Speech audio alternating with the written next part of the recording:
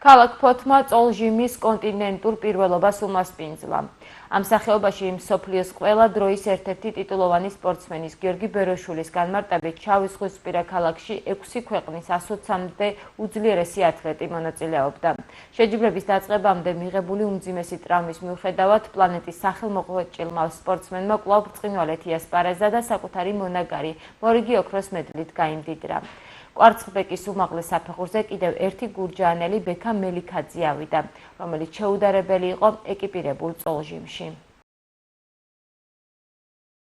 10 აგვისტოს ქალაქ ფოთში ჩატარდა ევროპის საერთაშორისო ჩემპიონატი, სადაც მონაწილეობას იღებდა 6 ქვეყანა. ამ შეჯიბრზე მონაწილეობდი 100 კილოგრამ წონით კატეგორიაში. მინდა აღვნიშნო, რომ შეჯიბრამდე რამდენიმე დღით ადრე მივიღე სერიოზული ტრავმა, იყო საშიშროება, რომ საერთოდ ვერ გამოსულიყავი, მაგრამ გავრისკე და გამოვედი. შევძელი ტკივილმა მომცა მარტო ერთი აწევის საშუალება, რითაც მოვიგე წონაში, ასევე აბსოლუტურში დავიკავე საპრიზო. მინდა აღვნიშნო, რომ კარგი ორგანიზებული იყო ეს შეჯიბრი, დაახლოებით 120 სპორტსმენამდე გამოდიოდა. და ასევე გურჯაანის სახელით გამოდიოდით მე და ბექა მელიქაძე ასევე, რომელმაც პირველი ადგილი დაიკავა ეკიპირებაში, საკმაოდ კაი სპორტსმენია, კაი ბიჭია, პერსპექტიული.